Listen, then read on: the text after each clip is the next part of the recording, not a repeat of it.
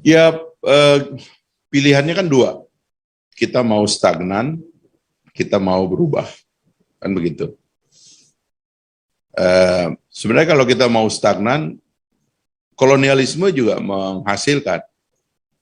Jadi ada Anyer Panarukan itu kolonialisme. Ada banyak infrastruktur di Indonesia ini adalah hasil dari kolonialisme. Kalau kita mau bilang kita pertahankan kolonialisme aja, ada juga dulu yang bilang begitu kan. Kemudian Orde Lama juga demikian. Narasi kebangsaan itu karya Orde Lama. Orde Baru juga jasanya banyak sekali Pak Harto. 32 tahun berkuasa. Kenapa nggak Pak Harto aja? Ya, penak zaman kuto katanya kan. Ya kan? Kenapa mesti reformasi? Tapi itu kan koreksi demi koreksi kan. Dinamika yang kita hargai bahwa ada hal yang kita kritik dari masa lalu dan kita terus-menerus melakukan perbaikan.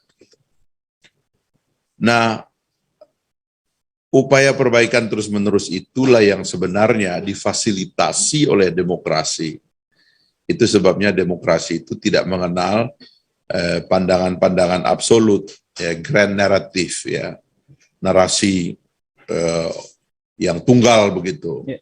Makanya kan sampai sekarang kita kan berdebat tentang garis besar haluan negara, itu karena dianggap dalam demokrasi itu nggak ada yang namanya garis besar haluan yang menyebabkan orang nanti harus ke situ gitu loh. Karena ide berubah gitu. Kan yang tidak berubah ya kita terima aja kan, Pancasila tidak berubah, Undang-Undang Dasar kita sudah ubah 4 kali, ya udah kita terima aja itu gitu. Tapi yang lain kan dinamis semuanya gitu, termasuk pikiran-pikiran elit yang sekarang ini sangat mencerminkan kegalauan gitu ya, kemampuan untuk memahami, mencerna gagasan-gagasan kebangsaan itu pada kalangan elit kita lemah sekali. Yeah. Pancasila masih dijadikan dasar konflik, ya kan? Ada upaya untuk mengalihkan definisi Pancasila dari ketuhanan kepada kemanusiaan, kapasitas negara itu tadi ala kadarnya, ya, semuanya itu bersumber dari penjualan sumber daya alam dan level dari pemimpin-pemimpin kita yang ya dengan segala maaf bisa dibilang terjadi penurunan kaliber dari elit. Tadi pagi saya ngasih training untuk para anggota DPRD lokal ya. Saya bilang kami nggak bangga lagi jadi DPRD, merasa kok kayak kami nggak bebas, lebih merasa sebagai kaki tangan partai daripada wakil rakyat.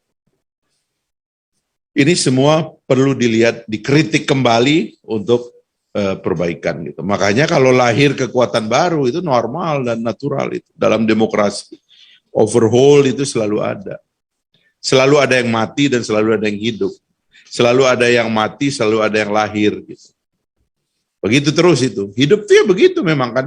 Kita hari ini di sini, besok mati kan kita sebenarnya. Yeah. Ya, saya bilang pakai umur Nabi, kalau saya pakai umur Nabi 63 tahun, sekarang umur 50 tahun, 13 tahun lagi meninggal. Kan hidup tuh memang begitu kan.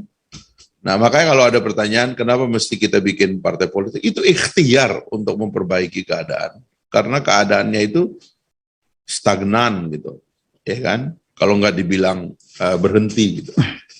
Orang memuji sendiri atas hal-hal yang tidak pantas dipuji gitu. Tetapi karena kebebasannya terancam, orang nggak berani berterus terang.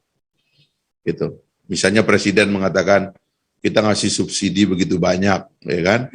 Dia bandingkan dengan Singapura lah. Singapura itu pendapatan per kapitanya 50.000 US dollar. Kita pendapatan per kapita cuma 3.800 atau 4.000. Singapura pendapatan per kapitanya 12 sampai 14 kali kita. Jadi kalau mereka itu subsidinya dicabut untuk bahan bakar, beda pencabutan subsidi cuma 10.000, ya kan, perak begitu ya. Wajar dong, karena subsidi adalah kekuatan rakyat. Sama dengan kalau bayi lahir, kita bilang, wah ini bayi baru lahir nangis terus, biarin aja, nggak usah disusuin.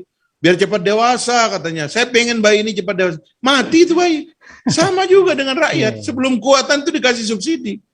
Ini kan pikiran-pikiran kayak begini ini kan sebenarnya elementer gitu. Tapi di elit kita kayaknya nggak ada yang ngomong gitu. Presiden dibiarin salah ngomong gitu. Kasihan juga.